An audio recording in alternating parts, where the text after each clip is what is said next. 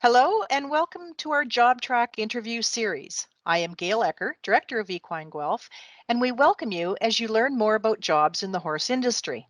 Today, I am joined by Liz Elder to talk about her career pathway in the horse industry. Welcome, Liz. Oh, thank you very much for having me. I appreciate it. Great. So let's get started here. You've had an amazing background in the horse industry. You grew up on a family farm. You've had three generations of horse involvement with your grandfather, Robert Elder, your father, Jim Elder. Boy, your background includes so many things. You've got show jumping, fox hunting, polo, thoroughbred racing. You've been a groom, a competitor, a farm manager, assistant trainer with some really top names at Woodbine. So let's get back to the basics there. Um, your start, thanks to your grandfather and your father, how's that helped you develop your career pathway in the horse industry today? Well, it's been unbelievable. My upbringing was really, truly kind of magical. We had a 150-acre farm in Aurora, and basically, I have loved horses from day one.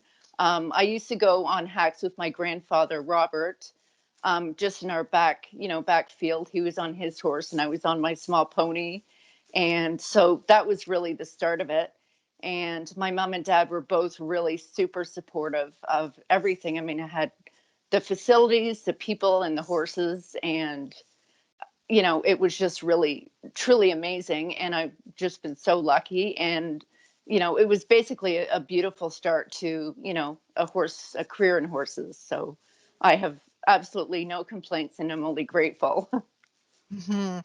Well, it's yeah, great start. So let's talk about how you got interested in the racing sector. Where did that begin? Well, actually, I mean, I basically just love horses all around, every facet of basically every industry in the horses. But I was in Aiken, South Carolina. I believe it was in 1992 with actually my jumpers. I took three horses down to Mike and Iris Freeman's farm in Aiken, South Carolina, just to get them legged up, in January, February. And then my parents came down to visit me, Jim and Marianne, and they had a family friend, Bill Sterling, who is a thoroughbred trainer. And he had horses at the Aiken training track. So Mr. Sterling actually just put me on one of his race horses to gallop around the Aiken training track. And I mean, that was kind of really awesome and fun. And he was an amazing person. So that kind of sparked my interest. And I love young horses, and the thoroughbred is just an amazing breed. So I guess that's pretty much where it started. And also, there were a lot of show jumping people that had transitioned into the thoroughbred industry, like Gail Castleman, Malcolm Pierce, Jim Day, Catherine Day, Rodney Jenkins, Michael Matz, of course, won the Kentucky Derby. So, I mean, basically, if you're a horseman, you're a horseman basically in any industry. So that's how it got started. Excellent. Yes. And you've had some wonderful mentors along the way. Let's talk a little bit right now about what's the favorite time in this industry for you as far as thoroughbred racing? What are your top moments? Oh, well, my top moments are obviously, I mean, just even the Queen's Plate. My dream is to win the Queen's Plate. Just everything about the Queen's Plate is amazing. Canadian bred, Canadian horses, Canadian owners, and it's basically our hallmark day. So that is my goal. And, I've had many amazing moments along the way. I galloped the winner of the Queen's Plate for Mr. Roger Atfield, Regal Discovery. So that was definitely a highlight because he was a long shot that day. So, but I mean, every year of the Queen's Plate is amazing to me. So that's my dream.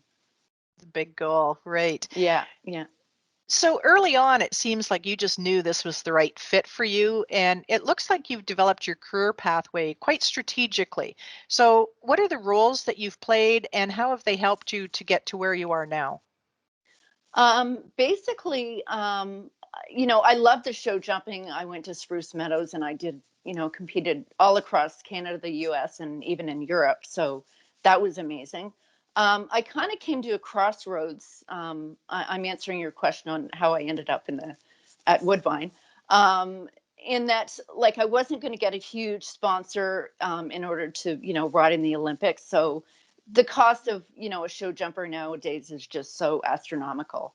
And although I did love teaching young children and, adults, riding, I really couldn't see myself doing that for the next 20 years. So that's how I transitioned into the thoroughbred racing.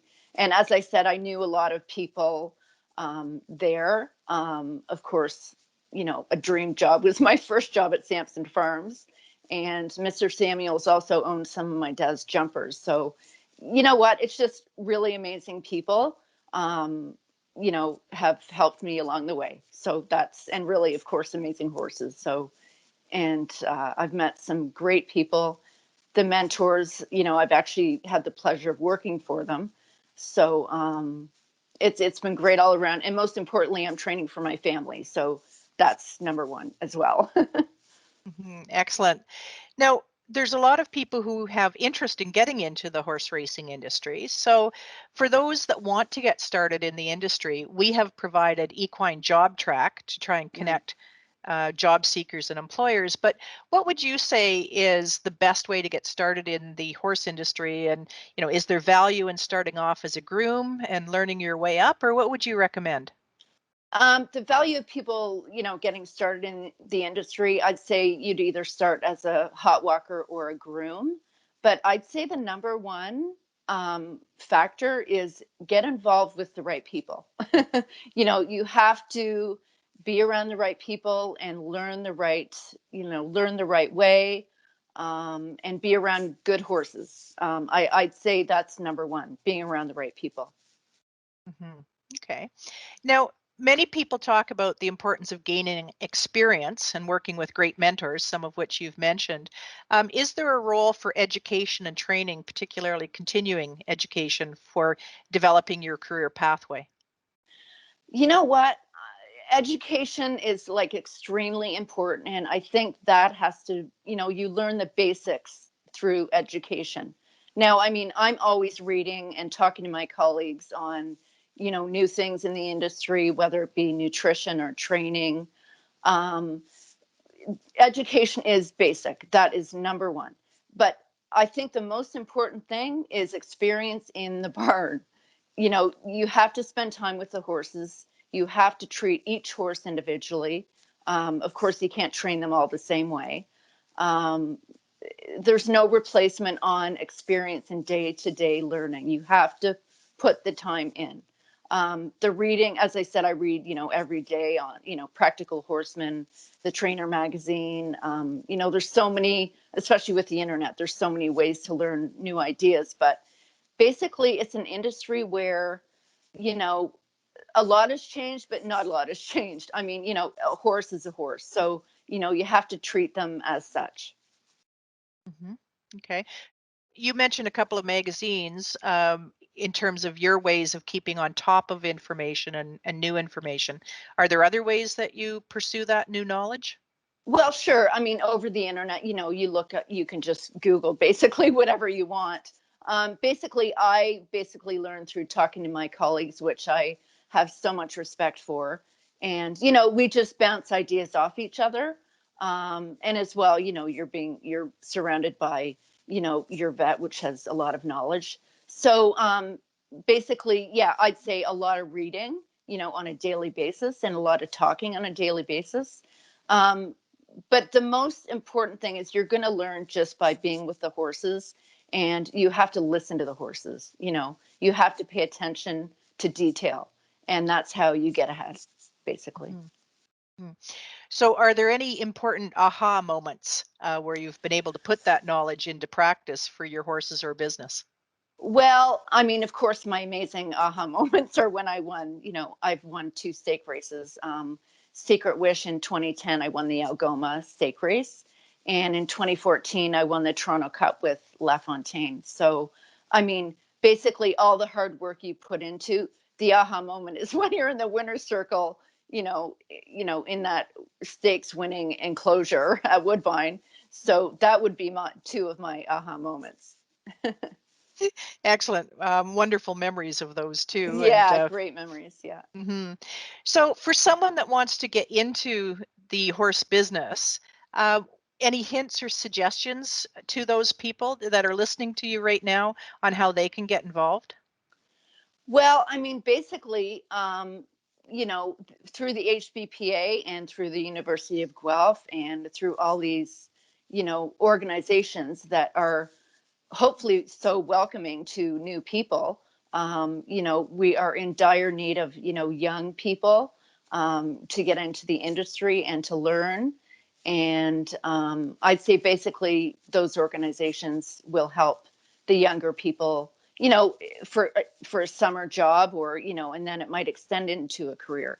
But basically in contact with, the major organizations in Ontario, because that's where, the racing is paramount in Ontario. Mhm.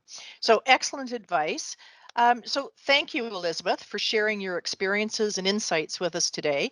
We certainly wish you all the best in your career in the racing industry. And thank you again for being a part of this.